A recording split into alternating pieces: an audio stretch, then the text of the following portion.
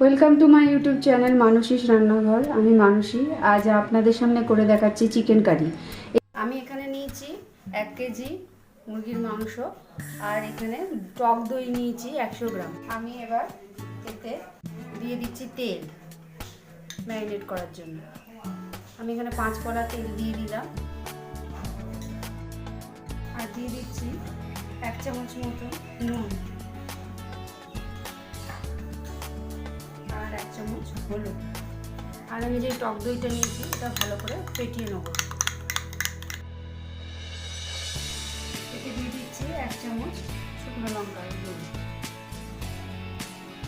আর এই টক দইটা আমি দিয়ে ভালো করে মাখিয়ে আমি এটা কিছুক্ষণের জন্য ম্যারিনেট করতে দেবো।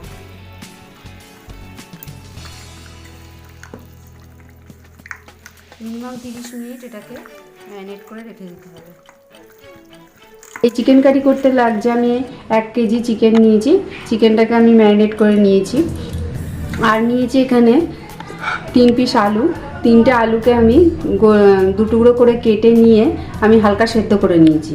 এখানে নিয়েছি পেঁয়াজ পোড়া আর তেল নিয়েছি, আদা বাটা, জিরে বাটা, রসুন বাটা, নুন, হলুদ আর গুঁড়ো লঙ্কা। আর এখানে টমেটো সস নিয়েছি। আর এখানে পেঁয়াজ কেটে নিয়েছি। আর এখানে ধনে পাতা আছে কিছুটা, এখানে ক্যাপসিকাম আছে, তেজপাতা আছে, পাতিলেবু আছে। আর ফোড়ন দেওয়ার জন্য আমি এখানে এলাচ, দারচিনি আর জয়িত্রী একটু থেতো করে নিয়েছি। আর এখানে গোলমরিচ একটু গুঁড়ো নিয়েছি। প্রথমে আমি গ্যাসটা জ্বালিয়ে নিলাম। আমি এতে দিয়ে দিচ্ছি 2 কলা সর্ষের তেল। আমি আলুটাকে ভেজে নেব। তেলটা গরম হয়ে গেলে আমি যে আলুগুলো হালকা সেদ্ধ করে নিয়েছিলাম সেই আলুগুলো ভেজে নেব। আলুতে দিয়ে দিচ্ছি 1/2 চামচ মতন লবণ, 1/2 চামচ হলুদ আর অল্প একটু লঙ্কার গুঁড়ো দিয়ে আমি আলুটাকে একটু ভেজে নেব।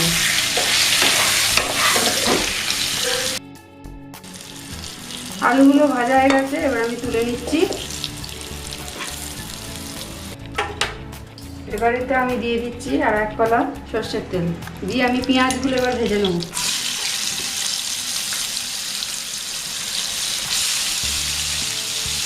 তিন চার মিনিট ভাজার পর পেঁয়াজটা আমি এবার গ্যাসের ফ্লেমটা কমিয়ে দিয়ে এটাকে এবার আমি এতে দিয়ে দিচ্ছি 4 কলা সর্ষের তেল। আর ফোড়নের জন্য দিচ্ছি 2টো তেজপাতা, এখানে আছে এলাচ, 4টে এলাচ, অল্প একটু দারচিনি আর জয়িত্রী।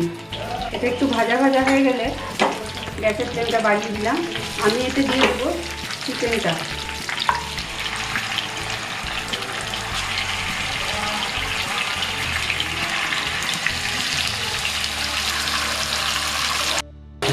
তিন চার মিনিট ভাজার পর আমি এতে দিয়ে দিচ্ছি পেঁয়াজ ভাজাটা। আর আমি এখানে 3টে পেঁয়াজ পেস্ট করে নিয়েছিলাম সেইটা দিয়ে দিচ্ছি। আমি এতে দিচ্ছি 2 চামচ মতন আদা বাটা, 1 চামচ জিরে বাটা আর 2 চামচ মতন রসুন বাটা।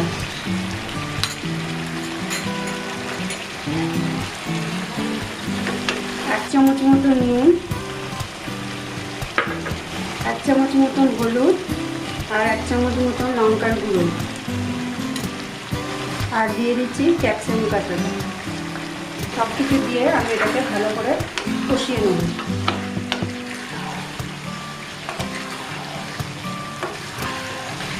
এখানে দিয়ে দিচ্ছি 2 চামচ মতন টমেটো সস আর 1/2 চামচ মতন আমি নিয়েছি গোলমরিচের গুঁড়ো।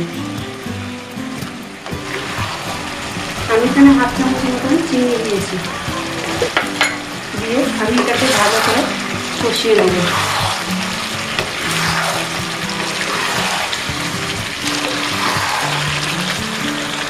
আমার এখানে যে দইয়ের রেটা ছিল সেটাও আমি এখানে দিয়ে দিলাম।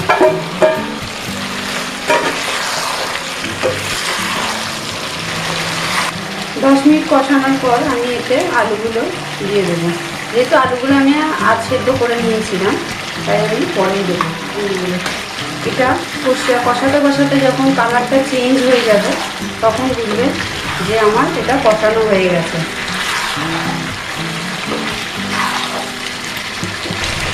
দেখুন আমার মাংসটা 10 মিনিট পর একদম কষানো হয়ে গেছে। আলু দেওয়ার পরেও আমি 10 মিনিট কষালাম, তেল ছাড়া ছাড়া হয়ে গেছে। এবার আমি এতে দিয়ে দিচ্ছি হাফ চামচ মতন গরম মশলার গুঁড়ো। আমি 4টে কাঁচা লঙ্কা ফাটিয়ে এর মধ্যে দিয়ে দিচ্ছি, আর দিচ্ছি ধনেপাতা কুচি।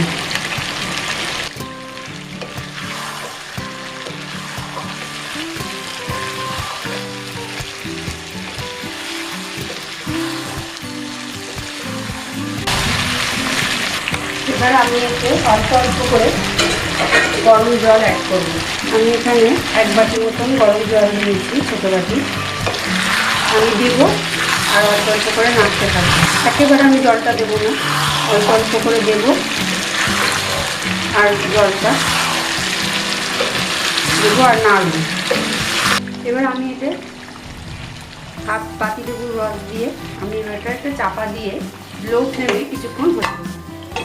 10 মিনিট পর আমি এটাকে খুললাম। দেখুন আমাদের মাংস রেডি হয়ে গেছে। চিকেন কারি ভীষণ সুন্দর দেখতে হয়েছে। আপনারা যদি ঝোল খেতে চান তাহলে এতে একটু গরম জল, হাফ কাপ মতন গরম জল অ্যাড করতে পারেন। আমি এখানে কষা মশাই করেছি। এবার আমি গ্যাসটা বন্ধ করে দেবো। এটা আপনারাও বাড়িতে করুন। আর কেমন লাগলো বলতে ভুলবেন না কমেন্ট বক্সে। ভালো লাগলে লাইক করুন, শেয়ার করুন। আরও নতুন নতুন রান্না শিখতে হলে চ্যানেলটাকে সাবস্ক্রাইব করুন। আরও নতুন নতুন রান্না মিস করতে না চাইলে বেল আইকন প্রেস করুন। Thank you.